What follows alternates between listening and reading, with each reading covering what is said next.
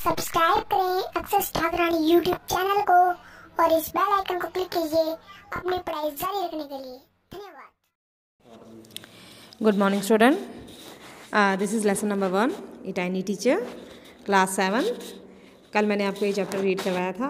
हालांकि ये चैप्टर अभी आधा इनकम्प्लीट है क्योंकि पता नहीं है, इनमें बीच में कॉम्प्रिहेंशन चेक का आता है, तो बाकी का चैप्टर मैं आपको बाद में करवा दूँगी। एक पेज रहता है।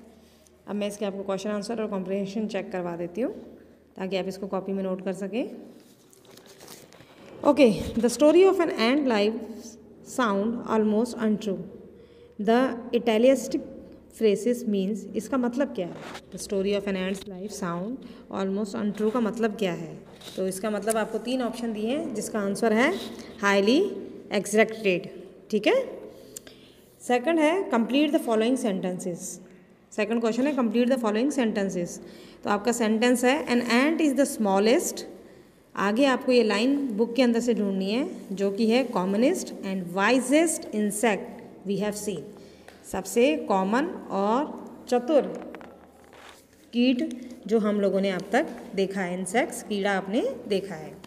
और सेकंड है we know a number of facts about an ant's life because there are people who have pets and have watch them closely. We know a number of facts about an ant's life, ये आपका question है। इसकी आगे की line आपको complete करनी है, तो उसमें आप लिखेंगे because there are people who have pets and have watch them closely. यहाँ पे ऐसे कई लोग हैं जिन्होंने चींटियों को एज अ पैट रखा है और उसको बहुत ध्यानपूर्वक उसको वॉच करते हैं, देखते हैं। ओके, थर्ड क्वेश्चन है in what way is an ant's life peaceful. किस प्रकार एक एंट की जो लाइफ है वो बहुत ही शांतिपूर्वक है। तो आप आंसर में लिखेंगे an ant's life is peaceful because all of them do their work bravely, honestly and intelligently. They do not interfere in to work of each other. क्योंकि जो एंट्स लाइफ है वो जो है बहुत पीसफुल है क्योंकि वो सारे अपना काम बहादुरी से, ईमानदारी से और चतुराई से करते हैं और कोई भी एक दूसरे के काम में दखल नहीं देता। ओके, अब है comprehension check. How long does it take for a grub to become complete ant. कितना टाइम लगता है एक ग्रब को पूरी एंट बनने में? तो it takes 2 to 3 weeks for the grub to transfer into cocoon and then other 3 weeks to convert into a complete ant. तो 2 से 3 हफ्ते लगते हैं ग्रब को कोकून में ट्रांसफ़र होने में और उसके बाद उसको 3 हफ्ते लगते हैं पूरी कीड़ी बनने में, एंट बनने में।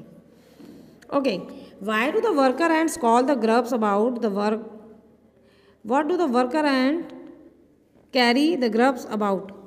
अब जो वर्कर एंट है वो क्या कैरी करते हैं?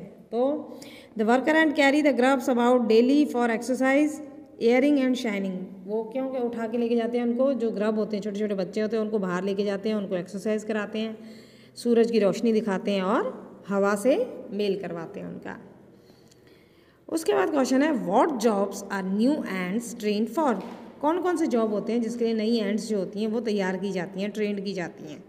New ants are trained by the old ants on the jobs of worker, cleaner, soldier, builders etcetera. जो नई कीड़ियाँ होती हैं, नई एंट्स होती हैं, उनको जो पुरानी कीड़ियाँ होती हैं वो वर्कर का काम समझाती हैं, सफाई का काम समझाती हैं, सोल्जर सैनिक वाला काम समझाती हैं और बिल्डिंग मतलब कैसे अपने घोंसला बनाना है, घर बनाना है, एंट हिल बनाना है, उसके बारे में बताती हैं। Okay, name some other creature that live in ant hill. और क्रिएचरों के नाम बताने हैं जो एंट हिल में रहते हैं। तो सबसे पहले है some other creature that live in ant hills are beetles, lesser breed of ants and the open fly.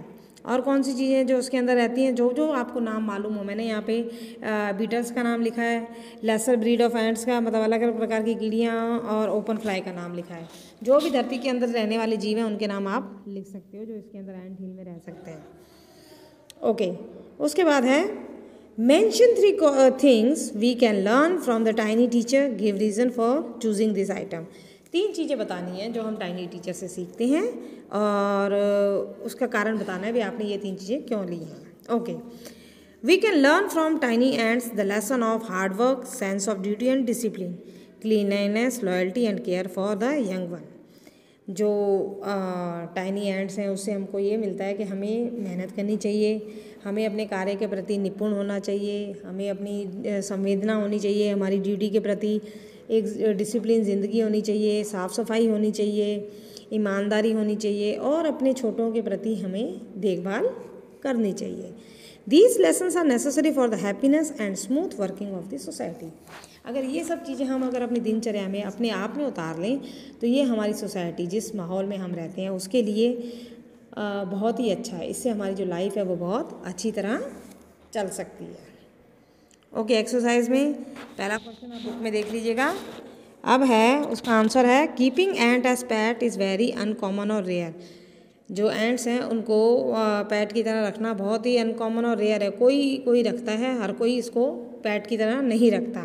The reason is that they do not take orders. इसका कारण ये है कि वो किसी का ऑर्डर पालन नहीं करती हैं। They follow their own rules, उनके खुद के नियम होते हैं। Above all they bite and spoil the food. उसके अलावा वो काट जाती हैं और खाना बर्बाद कर देती हैं। यही कारण है कि एंट्स को कोई पैट के रूप में नहीं देखता। अच्छा, जो एंट्स होती हैं वो एक दूसरे से क्या, जब वो जाती हैं ऊपर नीचे एक दूसरे से मिलती हैं तो वो क्या करती हैं? By touching one another's feeler the ant give message to another about new found food. अब जब आपको मैंने जैसे चैप्टर में बताया था, कीड़ियाँ जो हैं ऊपर नीचे जब जाती हैं तो वो एक दूसरे से ये संदेशा देती हैं कि खाना, नई जगह पे खाना मिल रहा है तो हमें वहाँ से वो खाना लेके आना है। तो लेसन नंबर 1 है ये, क्लास 7 एन एलियन हैंड का है। इसके क्वेश्चन आंसर आप प्लीज़ अपनी नोटबुक में करके मुझे मंडे तक आप ये कॉपी सबमिट करवा दीजिए, कॉपी चेक करवा दीजिए। Okay, thanks and that's all for today.